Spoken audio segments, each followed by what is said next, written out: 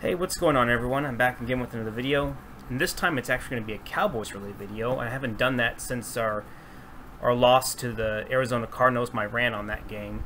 I didn't make another Cowboys video after that because I guess I was so frustrated and angry like you wouldn't believe, and I have a feeling that was pretty much an end to our, that pretty much made me feel like we weren't going to really go anywhere that season. I ended up being right, unfortunately, though we did have a bit of a resurgence when we beat 49ers and the Eagles, which were, thankfully we won, but those were high-scoring games.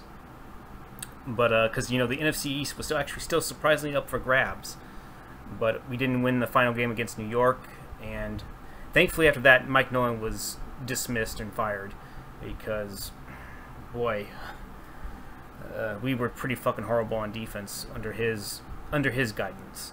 And then we hired Dan Quinn in the offseason. And I really think that was a good move, at least for a defensive coordinator. I think he'll definitely excel in that role because the last time he was defensive coordinator, at least the defenses were at least #1, or at least I think they were #1 overall in both years, or at least close to that. He had some pretty good defenses. You can basically say maybe Gus Bradley had a hand in that, but at least he kept them in that. At least they were in the top 5. And I think Dan Quinn will at least improve our defensive unit. By how much, it's really to be determined because, we don't have Neville Gallimore playing. I think we're down in, I can't remember if we're down. Kelvin Joseph, he has a groin injury. I think Wilson has a groin injury as well, but he might play. But speaking of that, basically this is just going to be my thoughts on this upcoming season and the upcoming game against Tampa Bay.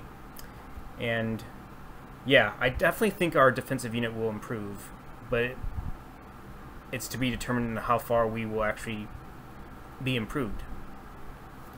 And offensively, we should be fine, I think, except today, Zach Martin has been added to the COVID protocol, so he has COVID, unfortunately. I just hope we can get him soon. If not next week, hopefully he'll be back by the Eagles game. I think McGovern, who's going to be the starter for the offense at right guard, he should do okay. At least I have a feeling he'll be up to the challenge. It just really all depends on how Kellen Moore is going to call the game. I hope he can be creative. I really do. I hope he can be creative with the run plays, the pass plays, pre-snap motion. No more of this long developing routes that I saw with the Garrett offense, and just have better situational awareness and just better time management. And not everything has to go down to the freaking wire. Like, I swear, it's like they put you on edge when they just snap the ball right when the play clock is almost down to 0. They don't call them the cardiac kids for nothing. So yeah. But yeah, overall, my season thoughts, we should definitely be improved.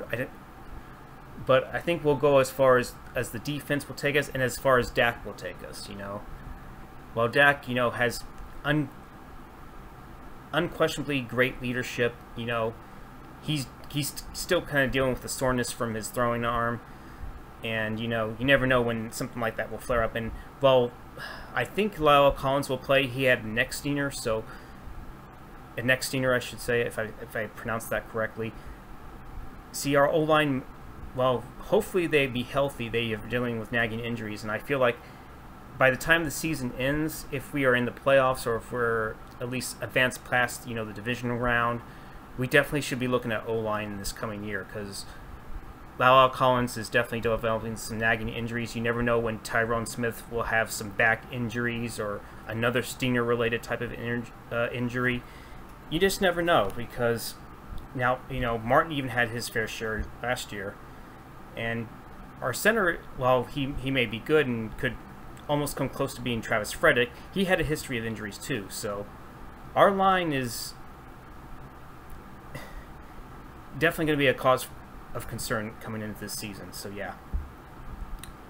And I really do hope that I would see a fully healthy unit at some point, but there's a good chance that might not happen. So going into the offseason, I think we should definitely look at some offensive line for sure.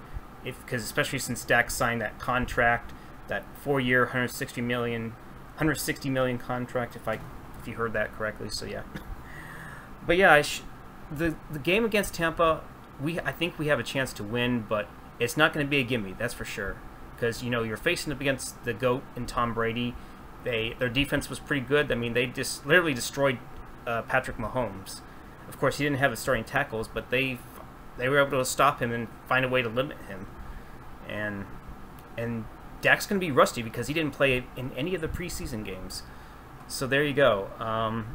We might be a bit rusty in the first couple of series, which I wouldn't be surprised. But hopefully, we'll start to really mix things up, and things we'll start looking up from here on out from an offensive standpoint. We should definitely score points, but I have a feeling we're going to definitely have to score some points because there are still some question marks on this defense. Like, I know Trayvon Diggs is a capable starter, but Brown, even with his 4.3 speed, he runs like he is like a 4.5 or 4.6. I mean, he's not Darryl Worley bad or Deontay Burton, as I like to call him, because he got burned a lot in that Jacksonville game. There's a lot of question marks in that secondary. But I think at safety we should definitely be improved. Hopefully Wilson is good to go because, like I mentioned earlier, he has a groin injury, and those groin injuries can be tricky. So,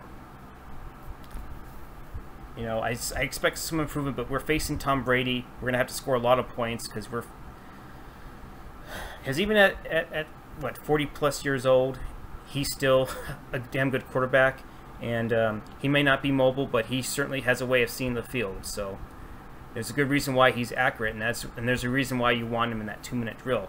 So defensively, we're going to have to step up. We're going to have to stop the run. We're going to have to really mix coverages up a little bit. We're going to definitely have to blitz him. I think that might be the way to get to Brady, but sometimes you don't want a guy to be open because of Mike Evans and their tight end group, especially with Rob Gronkowski and Cameron Brate, and they have a pretty solid tight end group. So I would definitely expect the Bucs to definitely put up some points. It's going to be like a 34-27 type of game. I could see it being, as long as we do a good job on ball control, because you definitely don't want to give the ball to Brady, because you'll find a way to get it in the end zone or at least get a field goal out of it, whether it be through his arm or through the running game. Because Leonard Fournette is actually seemed to have kind of revived his career in Tampa. So there you go. But anywho, what I hope for the season, I definitely believe will be improved, but I don't think we're quite there just yet. I don't think we're a Super Bowl team, in all honesty.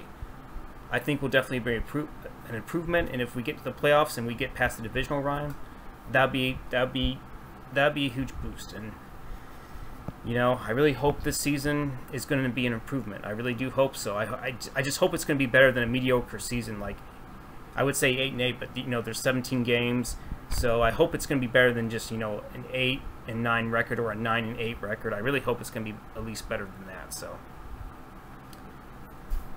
that's what I'm hoping for. Okay, I think that'll do it for me. You know the drill. Go Cowboys, fuck the rest, and let's get that win in Tampa. So I will be seeing you later. Bye-bye.